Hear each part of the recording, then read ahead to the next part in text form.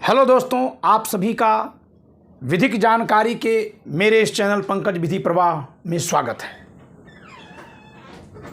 आज मैंने एक शॉर्ट वीडियो डाली थी जिसका शीर्षक है वन नेशन वन इलेक्शन नारे का क्या हुआ। इस पर मेरे एक व्यूअर ने एक कमेंट लिखा है जिनका नाम है रामजीत यादव 9553 @ इन्होंने लिखा है, क्या 1963 तक एक नेशन एक चुनाव होता था? तो आज का वीडियो इसी बात पर है कि क्या भारत के संविधान में ऐसा कुछ है जिसके अनुसार वन नेशन वन इलेक्शन होता था, या फिर कहां से ये बात निकल के आती है कि पहले कुछ समय तक वन नेशन वन इलेक्शन का नियम चला था। यानी मैं चर्चा कर रहा हूं कि क्या भारत के संविधान में वन नेशन वन इलेक्शन चला है, संविधान इस संबंध में क्या कहता है। मैं आज इस पर चर्चा करूंगा। बमुश्किल ये वीडियो 8 मिनट की है। निवेदन है कि आप इसको पूरा देखिए, आपका विधिक ज्ञान बढ़ेगा। वैसे भी संविधान जो है ना, ये हर व्यक्ति को पढ़ना चाहिए। मैंने कुरान 7 बार पढ़ी है। मैंने सिख गुरुओं के बारे में 10 बार पढ़ा है। मैंने रामचरितमानस 20 बार पढ़ी है। मैं वाल्मीकि कृत रामायण पढ़ रहा हूं। तो आलोचना करने की जो क्षमता आती है, जो सोचने समझने की क्षमता आती है, वो पढ़ने से आती है। ठीक है कि आप लोग इसको पूरा नहीं पढ़ सकते, लेकिन कम से कम 2 काम कर सकते हैं। एक तो देश के कानून की जानकारी आपको हो, इसके लिए आप मेरे जैसे लोगों का चैनल देखिए। मैं अपने चैनल के जरिए अब न केवल विधि के विद्यार्थियों को संबोधित करके व्याख्यान प्रस्तुत कर रहा हूं, बल्कि सामान्य लोगों के ज्ञान बढ़ाने के लिए भी मैं काम कर रहा हूं। ठीक है। दूसरी बात कि आप अगर किसी विषय विशेष पर कानून को जानना चाहते हैं, जैसे मैं उदाहरण दे रहा हूं कि आप ये भी पूछ सकते हैं कि सर, ये जो बिहार में जाति सर्वे हुआ है, क्या उसका संविधान में कोई आधार है? आप ये भी पूछ सकते हैं कि ये जो योगी बाबा बुलडोजर से घर गिराते हैं दंड के रूप में, क्या दंड के विधान में ऐसा कोई प्रावधान है, या ये किस कानून के तहत करते हैं? और इसका कोई बचाव है तो मैं बचाव भी बताऊंगा। आप ये भी पूछ सकते हैं कि BJP one nation one election पे बात क्यों कर रही है। आप ये भी पूछ सकते हैं कि राहुल गांधी ने ओबीसी जनगणना की मांग क्यों की है। क्यों तमाम मेरे दर्शक मेरे चैनल पर आकर कमेंट करते हैं कि आप शिक्षक हैं, राजनीति न करिए। ऐसे लोगों के मेरे प्रति जो उनका दृष्टिकोण है, जो मुझे राजनीति से बचाने की उनकी अच्छी पवित्र भावना है, उसका सम्मान करते हुए मैं कहना चाहता हूं कि राजनीति तो हर व्यक्ति को जाननी चाहिए। हर व्यक्ति को राजनीतिक स्वतंत्रता मिली है संविधान के प्रस्तावना में। 3 प्रकार के न्याय की बात की गई है, सामाजिक, राजनीतिक और आर्थिक। आप मुझे चुप कराकर मुझे मेरे राजनीतिक न्याय से न केवल वंचित कर रहे हैं, बल्कि मेरे माध्यम से जो समाज में जागरूकता फैलेगी, उस न्याय से भी समाज को वंचित कर रहे हैं। तो आज का विषय है कि वन नेशन वन इलेक्शन कहां है। एक बात और कहूंगा कि मैं चाहता हूं कि आप मेरा चैनल सब्सक्राइब करिए, वीडियो को लाइक करिए, शेयर करिए, क्योंकि बहुत अफसोस होता है कि कोई फूहड़ गाना गा दिया, उसके लाखों लाखों व्यू हैं, मिलियन में व्यू हैं, और हम जैसे लोग जो इतना पढ़ने लिखने के बाद, इतना सब कुछ तपस्या करने के बाद, आपकी जानकारी बढ़ाने के लिए जब कोई वीडियो डालते हैं तो उस पर 400, 500, 600 व्यूज होते हैं। ये ठीक नहीं है, देश की सेहत के लिए ठीक नहीं है। तो थोड़ा आप मेरा सहयोग करिए, मेरे चैनल को सब्सक्राइब करिए, वीडियो को लाइक करिए, वीडियो को शेयर करिए। आप आलोचना लिखिए, व्यक्तिगत कमेंट किसी के खिलाफ मत लिखिए, न मेरे खिलाफ न किसी के खिलाफ। विचारों पर कमेंट लिखिए, मैं उत्तर दूंगा। और बेल आइकन को अगर आप क्लिक कर देंगे तो जैसे ही मेरी वीडियो बनेगी आपके पास जाएगी। तो संविधान के तहत चलिए हम देखते हैं कि वन नेशन वन इलेक्शन का प्रावधान है क्या। तो एकदम साफ साफ बता दूं कि जी नहीं, यह झूठ है कि फला समय तक वन नेशन वन इलेक्शन का नियम था, या इस नियम के माध्यम से देश में एक साथ चुनाव होता था।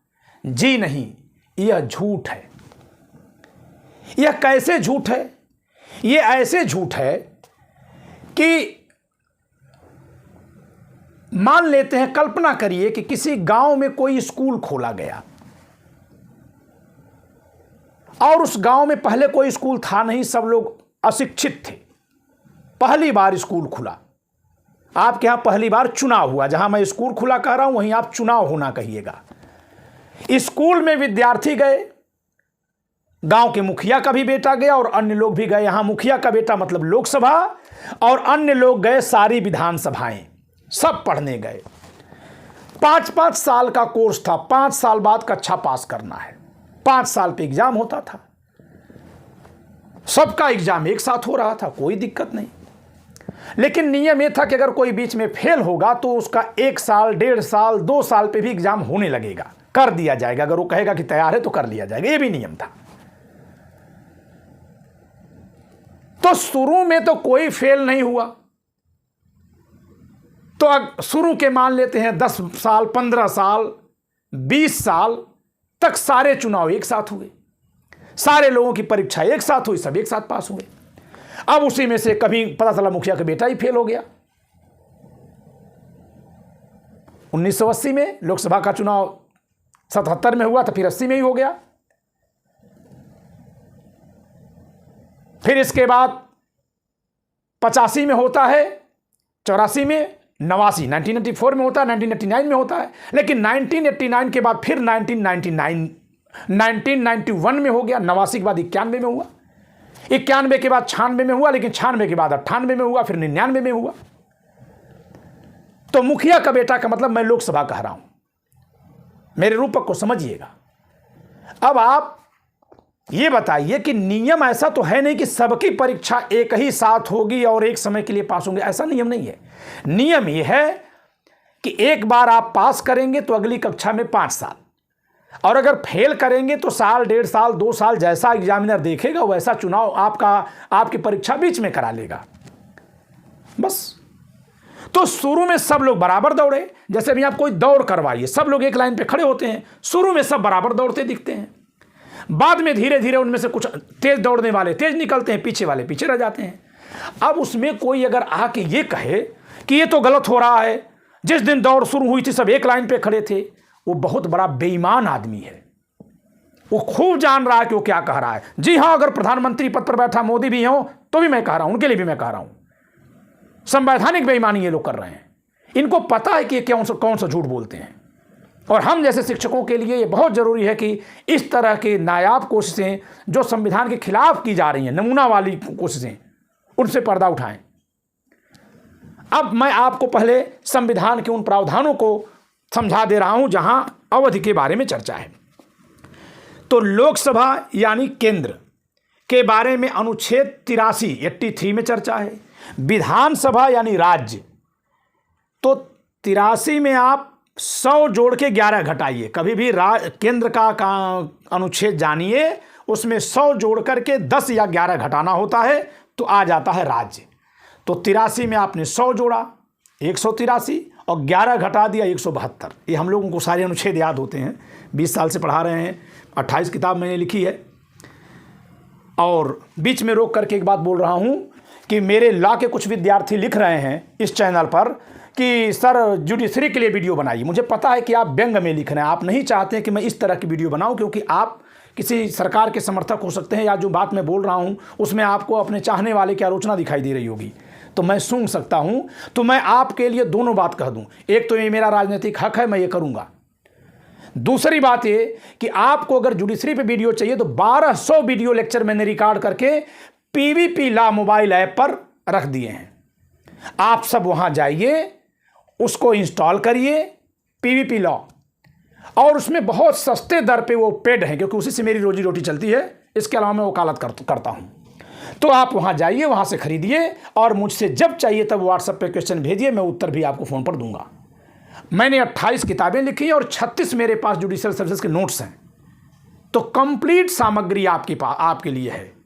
अब मैं अपना जीवन इस देश के समाज के लिए देने वाला हूं, इस नाते मैं इस तरह की चर्चा शुरू कर रहा हूं। तो चलिए फिर से चलते हैं। लोकसभा का कार्यकाल, लोकसभा का कार्यकाल कहां लिखा है? अनुच्छेद 83 में क्या लिखा हुआ है, तो मैं आपको कैमरा में आकर के दिखाता हूं। ये देखिए, संसद के, भारत का संविधान है, ठीक है, यहाँ से देखिए संविधान है, ऊपर अनुच्छेद कोने में लिखा होता है, कभी भी जानना होगा अनुच्छेद कहाँ, यहाँ लिखा होता है, ठीक है, आर्टिकल। तो कॉन्स्टिट्यूशन ऑफ इंडिया, भारत का संविधान, अनुच्छेद 83, संसद के सदनों की अवधि। पहले में राज्यसभा के बारे में लिखा है, जिसका विवेचन तो होता नहीं, इस नाते हमको उसको नहीं पढ़ना है। तो हमको क्या पढ़ना, हमको दूसरा पढ़ना है, खंड 2। लोकसभा यदि पहले ही विघटित नहीं कर दी जाती तो अपने प्रथम अधिवेशन के लिए नियत तारीख से 5 वर्ष तक बनी रहेगी, इससे अधिक नहीं, और 5 वर्ष की उक्त अवधि की समाप्ति का परिणाम लोकसभा का विघटन होगा। हाँ, आपातकाल में इसको 1 वर्ष बढ़ाया जा सकेगा, एक बार में 1 से अधिक बार भी बढ़ाया जा सकेगा। तो एक वर्ष बढ़ाया गया था 1976 में, 1976 में, ठीक है, 1 साल बढ़ाया गया था, सामान्यतया 5 वर्ष। अब बताइए, लोकसभा का कार्यकाल इसके चुनाव से, अधिवेशन से 5 वर्ष। चुनाव का मतलब चुनाव से नहीं, अधिवेशन जो पहले दिन बैठक होती है लोकसभा की नई गठित होने के बाद, वहां से 5 वर्ष। जब यदि बीच में विघटित न हो जाए तो बीच में इसका विघटन भी हो सकता है। कौन करेगा इसका विघटन? तो इसका विघटन अनुच्छेद 85 में लिखा हुआ है, आर्टिकल 85 में। जरा देखिए इसका विघटन, आर्टिकल 85 उपखंड 2, राष्ट्रपति समय समय पर सदनों का या किसी सदन का सत्रावसान कर सकेगा। ये तो the president may from time to time prorogue the houses और either house dissolve the house of people. Lok Sabha का विघटन कर सकेगा। लोकसभा का विघटन वो कब करता है? वो जब उसको लगता है कि किसी का बहुमत नहीं है, या जब प्रधानमंत्री मंत्रिपरिषद कह देता है कि कर दीजिए, तब भी कर सकता है। तब इतना लंबा में हम नहीं जाएंगे। सामान्य अवस्था ये है कि लोकसभा का पहला कभी भी चुनाव होगा तो उसका कार्यकाल 5 वर्ष होगा, लेकिन बीच में भी विघटित हो सकती है, यानी मुखिया का बेटा बीच में भी फेल हो सकता है। अब चलिए गांव के अन्य लोगों के बेटों की बात कर लेते हैं। मेरे इस मुहावरे को कोई अन्यथा मत लीजिएगा, मैं किसी मुखिया के बेटे को अपमानित नहीं करने के लिए कह रहा हूँ। मैं अभी गाँव के और लोगों के बेटों को ले आऊँगा। मैं खुद किसान का बेटा हूँ, ठीक है, और मुझे उस पर बहुत गर्व है। अब आते हैं आर्टिकल 173 जो विधानसभा का कार्यकाल बताता है, ठीक है। 72, वहाँ आर्टिकल 172, वहाँ 83 था, यहाँ 172। चलिए, हाँ, कोई बढ़िया एडिटर मिले तो हमसे संपर्क कर सकता है। भारत का संविधान अनुच्छेद 172, 172 राज्यों के विधानमंडलों की अवधि, प्रत्येक राज्य की प्रत्येक विधानसभा यदि पहले ही विघटित नहीं कर दी जाती तो, सभी तो नहीं लिखा है ना, प्रत्येक राज्य की प्रत्येक विधानसभा, यानी हर एक राज्य के लिए अलग अलग लागू हो रहा है कि यदि वो विघटित हो गई तो उसका अलग से होगा। अपने प्रथम अधिवेशन के लिए नियत तारीख से 5 वर्ष तक बनी रहेगी, इससे अधिक नहीं, और 5 वर्ष के उक्त अवधि की समाप्ति का परिणाम विधानसभा का स्वतः विघटन होगा। परंतु उक्त अवधि को आपात प्रवर्तन में है तो संसद भी द्वारा इसे बढ़ा सकेगी, जो 1 वर्ष में एक बार में 1 वर्ष से अधिक नहीं होगा। और ठीक है, अब इसको हम आपको नहीं समझाएंगे क्योंकि ये थोड़ा जटिल है आपके लिए। कानून के विद्यार्थियों को समझा दिया जाता है कि एक बार में 1 साल बढ़ाई जाएगी, लेकिन अगर बीच में आपात की घोषणा समाप्त हो गई और 6 महीना से कम है तो पहले ही समाप्त कर दिया जाएगा। जो 1 वर्ष का बढ़ा वृद्धि है वो कम कर दी जाती है।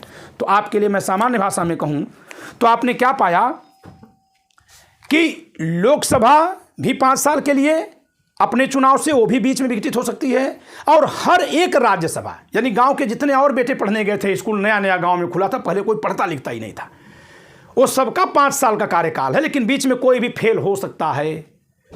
अब आप कहेंगे कि नहीं, सब एक साथ पढ़ेंगे। असंवैधानिक आह्वान है भारत के वर्तमान प्रधानमंत्री नरेंद्र मोदी का, असंवैधानिक आह्वान है, अतार्किक आह्वान है। ये राजनीतिक भी मैं नहीं कहूंगा क्योंकि राजनीति बड़ी पवित्र होती है। तो अगले लेक्चर में मैं बताऊंगा, या इसी में बोल दे रहा हूं कि आखिर अगर ऐसा नहीं है, ये संभव ही नहीं है, हर राज्य का चुनाव एक निश्चित अवधि के लिए होगा और बहुमत न मिलने पर विधानसभा भंग हो सकती है। जैसे वर्ष 2006 में बिहार में चुनाव हुआ था, वहां लालू प्रसाद यादव की पार्टी आरजेडी, नीतीश कुमार की पार्टी जेडीयू, बीजेपी और रामविलास पासवान की पार्टी, ये चारों में से जेडीयू और बीजेपी साथ में मिलकर चुनाव लड़े थे। आरजेडी, जेडीयू और बीजेपी गठबंधन, और ये लोक जनशक्ति पार्टी, इनमें ऐसी पोजीशनिंग थी कि जब तक तीनों में से कोई दो नहीं मिलेंगे सरकार बनेगी ही नहीं। और रामविलास पासवान जी ने कह दिया कि हम न तो इनको समर्थन देंगे न इनको देंगे, एकदम क्लियर कट। तो प्रभाव क्या हुआ? 1 साल तक वो विधानसभा यूं ही थी। वो भारत की एकमात्र ऐसी विधानसभा है जिसके चुने गए विधायकों को विधायक नहीं कहा जाता, क्योंकि वो शपथ ग्रहण भी नहीं किए थे, भंग नहीं की गई। उस चुनाव को ही अवैध घोषित कर दिया गया। एक तरह से अवैध शब्द मैं गलत लगा रहा हूं, लेकिन निष्प्रभावी घोषित किया गया, क्योंकि विधायकों को शपथ ही नहीं कराई गई थी। जब तक कोई विधायक शपथ नहीं लेगा वो पूर्व विधायक भी नहीं कहा जाएगा। तो ऐसी स्थिति किसने पैदा की? जनता ने। संविधान में आप नियम बना देंगे कि नहीं 5 साल रहेगी, तो कैसे चलाएंगे आप चलिए दिल्ली के चुनाव को ले लीजिए। दिल्ली में चुनाव हुआ था 2013 में। पहले आज जो राजस्थान, मध्य प्रदेश, छत्तीसगढ़ होने जा रहा है चुनाव, इसी के साथ दिल्ली का भी हुआ करता था। 2013 में हुआ था। 3 पार्टियों को वहां वोट मिला था, आम आदमी पार्टी, कांग्रेस और बीजेपी। आम आदमी पार्टी या कांग्रेस या बीजेपी, तीनों में से कोई दो नहीं मिलेंगे, सरकार बनेगी ही नहीं, ऐसी पोजीशनिंग थी। कांग्रेस ने आम आदमी पार्टी को समर्थन दिया, केजरीवाल की सरकार बन गई, लेकिन वो सरकार चल ही नहीं पाई, सरकार गिर गई। बीजेपी कांग्रेस से समर्थन ले नहीं सकती थी, कांग्रेस बीजेपी को दे नहीं सकती थी, आम आदमी पार्टी बीजेपी को दे नहीं सकती थी, बीजेपी आम आदमी पार्टी को दे नहीं सकती थी। तो विधानसभा को 5 साल खींच करके मोदी जी कहां ले जाना चाहेंगे? तब इसमें एक बहुत बड़ी संविधान से साजिश है, ध्यान दीजिएगा। ऐसा नहीं है कि मोदी जी अगर बोल रहे हैं यूं ही बोल रहे हैं। सरकारें नहीं बनेंगी जहां, वहां केंद्र शासन चलाएगा, राष्ट्रपति शासन।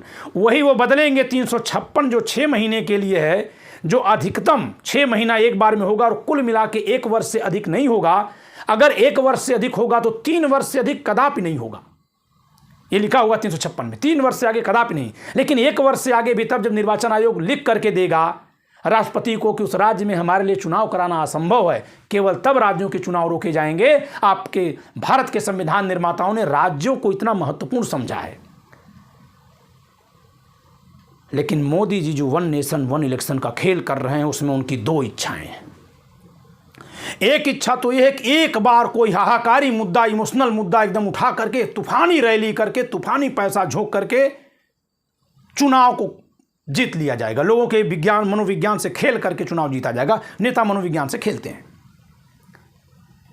और मोदी जी इसमें नंबर 1 पर हैं, लालू जी नंबर 2 पे हैं।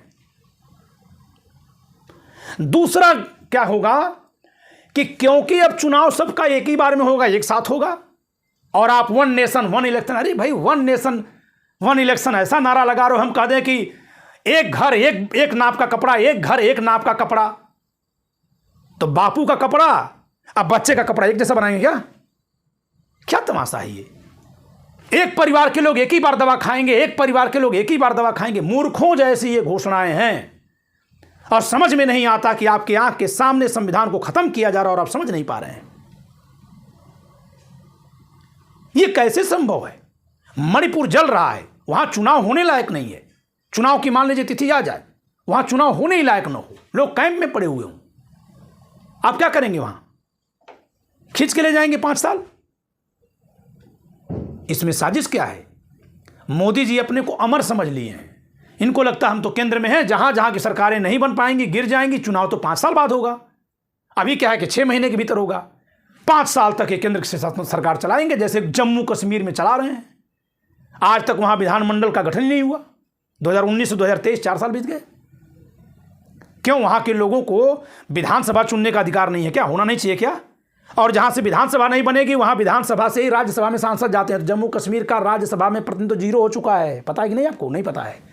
370 हटाओ, 370 हटाओ, 370 हटाओ चाहिए था ना आपको, कि राज्यसभा से जम्मू कश्मीर के प्रतिनिधि को हटाओ। ये भी था? नहीं था ना? कौन समझाएगा आपको? कौन बताएगा इस देश की जनता को? राज्यसभा से जम्मू कश्मीर में अब प्रतिनिधि नहीं है। आप कहेंगे वो फलाना थे, ढमका थे, वो पहले थे, जिनका कार्यकाल खत्म, 6 साल के लिए चुने गए थे। अब नहीं है, क्योंकि विधानसभा ही राज्यसभा के सांसदों का चुनाव करती है।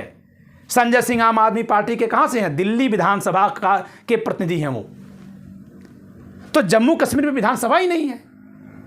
4 साल बीत गए, तो वहां से 4 सांसद खत्म, अब 2 ही बचे हैं, 6 थे या 4 रहेंगे, जो भी रहेंगे, 1/3 होता है। तो कहने का मतलब यह है कि दूसरा तरीका यह है कि जहां कहीं भी सरकार डैमेज हो जाएगी, हम डायरेक्ट प्रेसिडेंट रूल वहां लागू करेंगे, गवर्नर के जरिए सरकार चलाएंगे। अब आप बताइए कि कहीं भी अगर चुनाव को 5 साल रोक करके गवर्नर के जरिए शासन चलाने का इरादा किसी के दिमाग में पल रहा है तो वो लोकतांत्रिक व्यक्ति है, वह पार्टी लोकतांत्रिक है? जी नहीं। और जो वन नेशन की डफली आप पीटते हैं ना, आपको पता है कि जिधर की आबादी ज़्यादा होती है उधर के लिए योजनाएं ज़्यादा बन जाती है, क्योंकि उधर सीट ज़्यादा होती है। किसी भी एक राज्य की बात मैं कर रहा हूं, जिधर की आबादी बहुत बिरली होती है, बहुत फैली होती है, उधर से कम सीटें आने के कारण पार्टियां उधर ध्यान नहीं देती हैं। मैं आपको उत्तर प्रदेश का उदाहरण दे रहा हूं। अविभाजित उत्तर प्रदेश में जो आज उत्तराखंड बन गया, इसी नाते वो पीछे था कि पहले वहां केवल 22 सीटें हुआ करती थी उत्तराखंड में, तो 425 सीटों में महज 22 सीट के लिए वहां कितना मेहनत करेंगे? 403 तो इधर ही थी। और आज जो विभाजित हो गया 2000 में, जो आज का उत्तर प्रदेश है, आज के उत्तर प्रदेश में भी देख लीजिए, बुंदेलखंड का इलाका पीछे है। क्यों पीछे है? क्षेत्रफल के अनुपात में वहां जनसंख्या कम होने के कारण सीटें कम है। सीटें कम जहां होंगी वहां सरकार बनाने का रोल उन लोगों का समाज में कम हो जाएगा, सरकार के गठन में। इस नाते उस क्षेत्र को सरकारें उपेक्षित छोड़ती हैं। संविधान निर्माता इन सब बातों को जानते थे। हम जैसे जो कानून पढ़ाने वाले शिक्षक हैं, राजनीति विज्ञान के जो शिक्षक हैं, समाज शास्त्र के जो शिक्षक हैं, वो सब लोग ये सब बातें जानते हैं। लेकिन आप सुनते कहाँ हैं हम लोगों को? आपको मैं एक और दृष्टांत दे रहा हूं। गोरखालैंड की मांग कहां चल रही है? गोरखालैंड पश्चिम बंगाल में। भारत का नक्शा हर एक व्यक्ति को अपने घर में रखना चाहिए। भारत का नक्शा आप अनपढ़ हो तब भी रखिए घर में। आप पश्चिम बंगाल का चित्र देखिए। पश्चिम बंगाल ऐसे गुब्बारा जैसे नीचे फूला, फिर पतली सी डंडी बनी, ऊपर जाके ऐसे है। ये नीचे जो गुब्बारा जैसे फूला है, यहां जनसंख्या घनत्व तो दुनिया में सबसे अधिक है, जान लीजिए आप। तो पश्चिम बंगाल में विधानसभा हो या लोकसभा, सर्वाधिक सीटें इसी गुब्बारे वाले इलाके में हो जाती हैं। तो सारी पार्टियां इसी इलाके में वोटिंग अपना सुधारना चाहती है, क्योंकि यहीं से सरकार बन जाएगी, बिगड़ जाएगी। ऊपर वाले कुछ भी करें, ऊपर वाले मतलब उत्तर साइड में, तो उत्तर साइड के लोगों के लिए कोई योजना, कोई घोषणा ही नहीं होती है। ये मैंने प्रदेशों का दृष्टांत दिया। अब आप भारत के स्तर पर आ जाइए। लोकसभा चुनाव में केरला को इस सरकार में क्यों बदनाम किया गया? केरला फाइल्स बना दी गई क्योंकि केरल से इस पार्टी को वोट नहीं मिल रहा है। पूरा एक राज्य एक भी सीट नहीं दे रहा है, तब भी वहां का प्रधानमंत्री कोई वह व्यक्ति बन जा रहा है जिसको वहां के राज्य के लोग नहीं चाह रहे हैं। और भी तमाम राज्य मिलेंगे। कांग्रेस की ही बात कर लें, यूपीए 1 हो, यूपीए 2 हो, जब सरकारें चल रही थी, यूपीए 1 के सरकार में कांग्रेस से, यूपी से कितने लोग थे? कोई नहीं था। आंध्र प्रदेश 38 सीटें दिया था 42 में से। तो अगर केंद्र को ही राज्यों की भी जिम्मेदारी पूरी की पूरी दे दी जाएगी तो उन राज्यों को तहस नहस कर देगी सरकार जहां से उसको वोट नहीं मिला। अभी भी आप देखते होंगे फला इलाके से हमारा विधायक सांसद नहीं जीता, लाइट कम आती है। तो हे भारत के लोगों, संविधान निर्माताओं के आशय को समझिए। और इसमें किसी मोदी, किसी मनमोहन, किसी मुलायम, किसी लालू, किसी ममता, किसी केजरीवाल का दोष नहीं है। यह मनुष्य इसी तरह से होगा कि जहां से उसको लाभ मिलेगा वहीं वो लाभ देगा, जहां नहीं मिलेगा, जहां से आलोचना मिलेगी उसको वो दंडित करना चाहेगा आम तौर पर। इसको हम लोग प्राकृतिक विधिशास्त्र के माध्यम से पढ़ते हैं कि मन हमारा क्या है। तो समझिएगा कि अगर आप ये 1 नेशन 1 इलेक्शन का नियम लागू कर देंगे तो विधानसभाओं में केंद्र में बैठा व्यक्ति, खासकर वहां की विधानसभा को तो तिकड़म करके भंग करा देगा जहां उसकी पार्टी की सरकार नहीं है या उसकी पार्टी वोट नहीं पाती है, और सीधे प्रेसिडेंट रूल के जरिए 4 साल 4.5 साल वहां सत्ता चलाएगा, जैसे जम्मू कश्मीर में चल रही है सत्ता। तो वहां के लोगों की सत्ता कहां गई? खत्म। वहां के लोगों पर सत्ता किसकी चल रही है? यूपी, बिहार, पंजाब के लोगों की चल रही है। समझिएगा बात को। हमारे यूपी में किसकी चल रही है? पार्टी भले केंद्र में मोदी जी हैं, राज्य में योगी जी हैं, पार्टी एक है बीजेपी, लेकिन हमारी सरकार उत्तर प्रदेश में जो केंद्र के विषय हैं उस पर मोदी सरकार चला रही है, जिसमें केरला से भी सांसद बैठे होंगे उनके पक्ष में, AIDMK उनके पक्ष में बैठी है, शिवसेना शिंदे गुट उनके पक्ष में बैठा, लेकिन वो हमारे केवल संघ सूची के विषय पर ही हुकूमत चला सकती है। शेष पर हमारी योगी सरकार हमारे पर हुकूमत चला रही है, जिसमें हमारे द्वारा चुने गए विधायक बैठे हुए हैं, चाहे हमने वोट दिया या नहीं दिया। लेकिन अगर योगी सरकार हटा दे, तो योगी सरकार हटा दें और कल्पना करें कि मोदी सरकार जो आज की है यूपी से एक भी सीट नहीं पाई है, तो भी वो सरकार तो किसी न किसी की बनेगी, मान लेते हैं वो दूसरी जगह से सीट पाई है, तो हमारे यहाँ से उस पार्टी को कोई समर्थन नहीं मिला, तो भी केंद्र के नाते पूरे भारत में जो योजनाएं बना रही हैं, जिस तरह की नीतियां ला रही हैं, वो तो हमारे पर लाद ही रहे हैं। लोकल लेवल पर जो हमारे लिए विशेष होना चाहिए, उसमें भी फैसला करने का अधिकार बाहर के लोगों को हो गया, हमारा कोई सांसद वहां नहीं है सरकार में। तो समझिए, वन नेशन वन इलेक्शन जो है देश को राजशाही की तरफ ले जाने का एक सुनियोजित षड्यंत्र है, यह सुनियोजित षड्यंत्र है। और मैं एक बात बोलना चाहता हूं, अगर यह पुस्तक कमजोर हो गई तो कौन हटेगा? बीमारी अगर फैलेगी तो पहले कौन मरेगा? जो कमजोर होगा। जो कमजोर होगा वो पहले मरेगा। भाई, कुछ बातें बताने की जरूरत नहीं है। पूंजीपतियों का प्रभाव पंकज त्रिपाठी पर बहुत बाद में पड़ेगा, क्योंकि ये सक्षम है, अपनी आवाज उठा ले रहे हैं। लेकिन जो पूंजीपतियों के यहां जाके मजदूरी करेंगे, पूंजीपति हो जाने का प्रभाव फौरन उन पे पड़ जाएगा। तो जो कमजोर होंगे, ये किताब सबको अधिकार दे रही है, बांट रही है। अगर ये कमजोर पड़ी तो ऐसा नहीं कि देश कमजोर हो जाएगा। देश तो एक सतत श्रृंखला है, कुछ लोग इसमें से गुलाम बनेंगे और कुछ उनके राजा रहेंगे, और फिर हमारी धार्मिक पुस्तकें आकर के उसका आकर के का मतलब नहीं कि पुरानी नई भी लिख दी जाती हैं उसको जस्टिफाई करने के लिए। ठीक है, तो वन नेशन वन इलेक्शन कहीं भी इस देश में न कभी था, न आज संविधान में कहीं है। जो लगातार एक बराबर 7 चुनाव हुए, वो इत्तेफाक भर था। जब तक लोकसभा और सभी विधानसभाएं पूर्ण काल तक चलती रहीं, तब तक लगता था कि सारे चुनाव एक साथ हो रहे हैं। जैसे ही लोकसभा भंग हो गई, अधूरा हो गया, या कोई एक विधानसभा भंग हो गई, अब वहां से लोकसभा के साथ का चुनाव बिगड़ गया। चुनाव साथ कराने जैसा कोई मतलब होना भी नहीं चाहिए।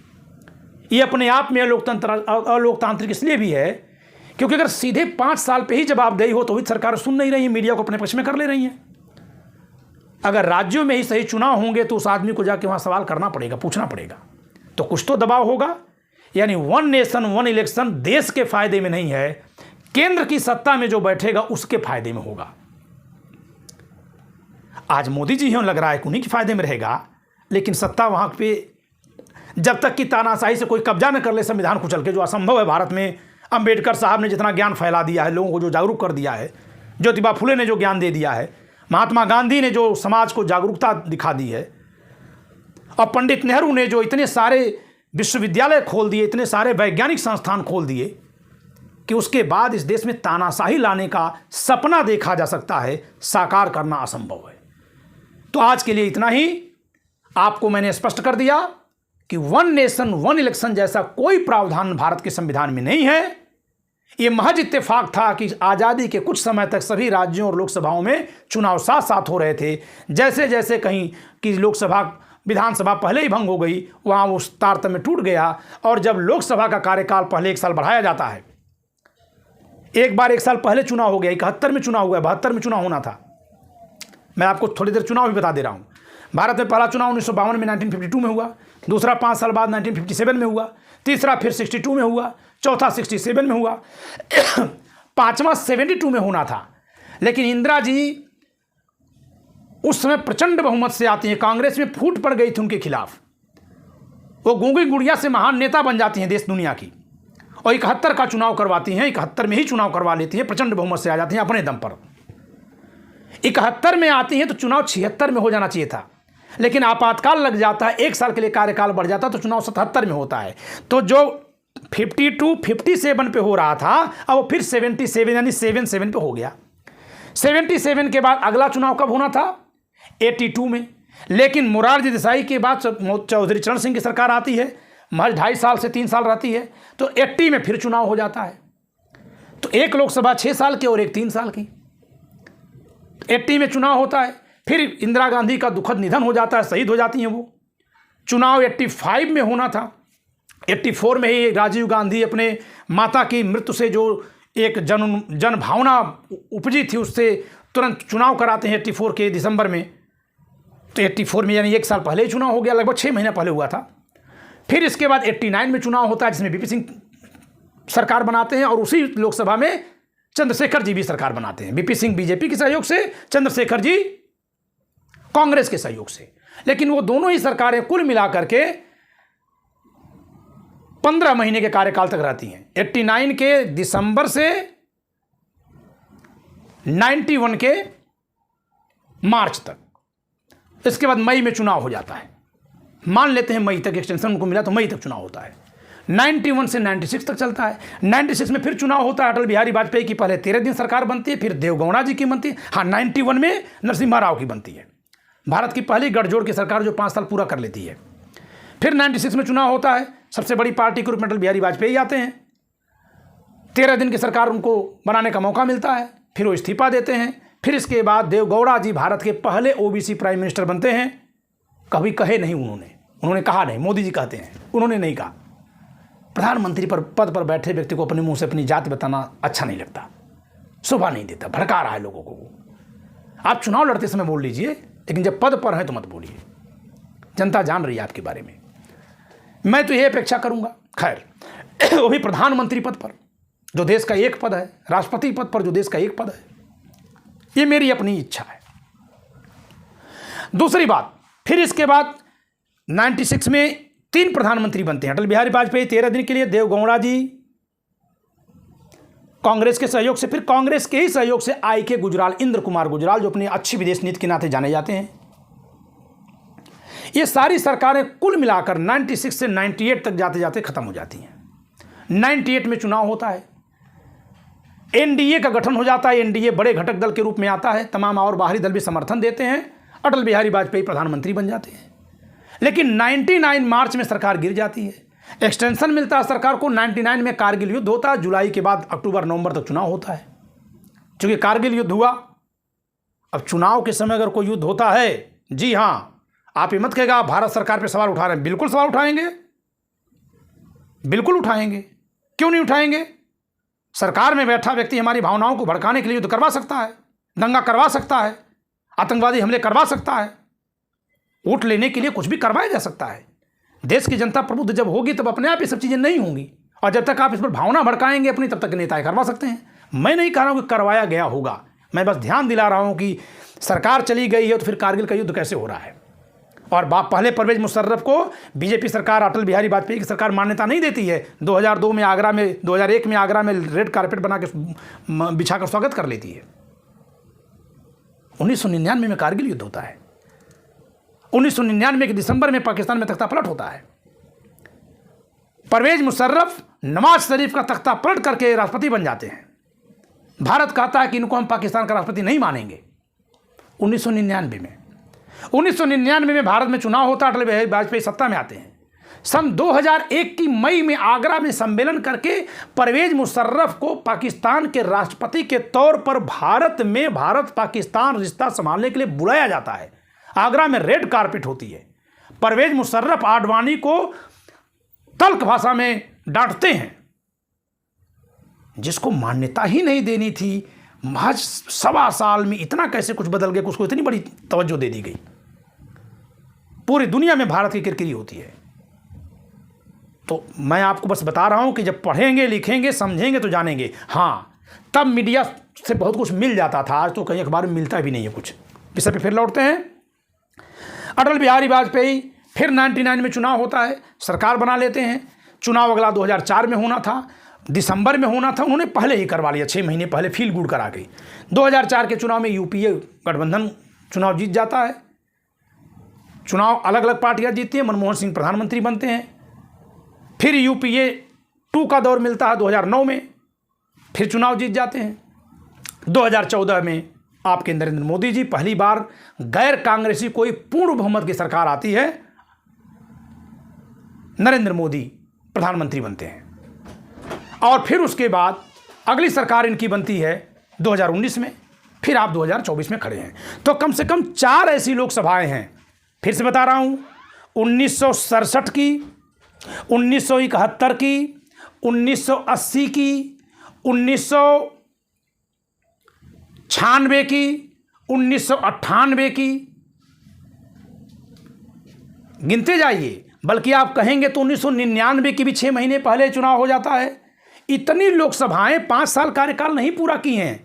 तो अगर आप बांध देंगे कि नहीं 5 साल चलना ही है, तो एक तो लोकसभा में ऐसा बांध नहीं सकते आप, कहीं केंद्र में सरकार न बनने लायक हो तो, और दूसरी कि अगर आप बांध देंगे और कहेंगे कि नहीं बनेगा, हम 5 साल तक चलाएंगे, या कि हम लोकसभा पहले विघटित हो गई, चलिए राज्यों को भी साथ में कराएंगे, तो इसका मतलब तो यह है कि उठक बैठक विधानसभाएं करेंगे लोकसभा के साथ साथ।